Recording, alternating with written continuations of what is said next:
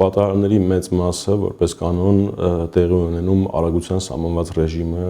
չպահպանելու հետևանքով, այսինքն այստեղ պետք է խոսենք ոչ թե կանոնով կամ նշանով սահմանված արագությունը գերազանցելու մասին միայն, այսինքն եթե բնակավայրում 60 է, այլ դա գերազանցելու, այլ որոշակի պայմաններում ճիշտ արագության ռեժիմ չընտրելու, օրինակ, եթե ձմեռային պայմաններում կանոնը նույնն է մնում, այսինքն 60 կմ/ժ արագությունը նույնն է մնում, բայց վարորդը հաշվի առնելով մի շարք գործոններ, անիվների շփումը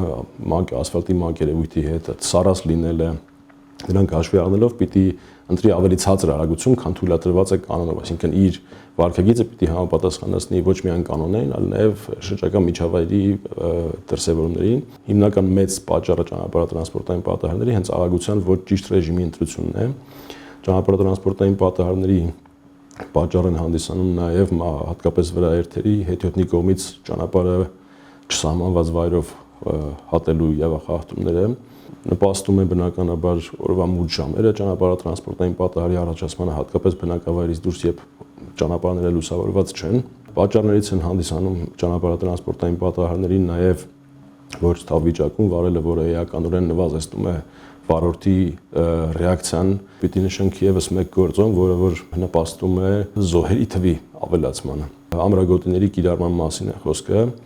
Մենք գիտենք, որ կա միջազգային վիճակագրություն նաև այդ մասով, որ ամրագոտու կիրառումը մոտ 80%-ով կրճատում է զոհվելու հավանականությունը ճանապարհատրանսպորտային պատահարի հետևանքով։ Եվ մարմնական վնասվածքներն էլ մոտ 50%-ով են նվազ լինում, քան կլինեին, եթե ամրագոտին կիրառված չլիներ։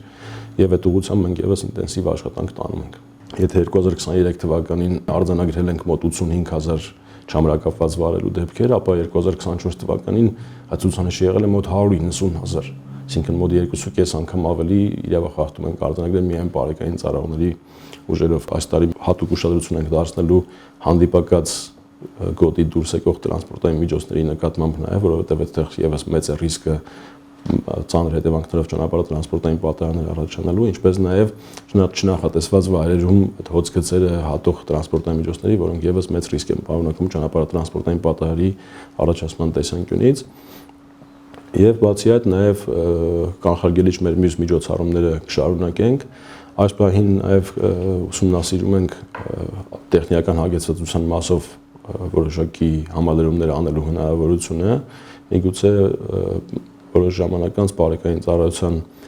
ծառայական տրանսպորտային միջոցները կհամալրվեն նոր տեխնիկական միջոցներով, որոնք հնարավորություն կտան առավել մեծ չափով վերահսկողություն իրականացնել, հատկապես այդ ձեր կողմից նշած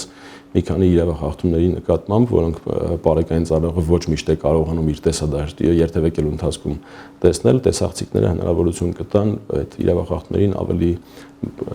մեծ ուշադրություն դարձնել եւ ավելի հստակ ամրագրել նաև, որպեսզի նաև ապացուցողականությունը բարձրանա, մասնավորապես ամրագոտիների մասին է խոսքը, մեքենայի սրահում վարելու ընթացքում հեռախոսով խոսելու կամ ղեկին ծխելու դեպքերի մասին։ Տեխնիկական միջոցները, որոնք որ այս պահին մենք ուսումնասիրում ենք, դրանք հնարավորություն կտան 360 աստիճան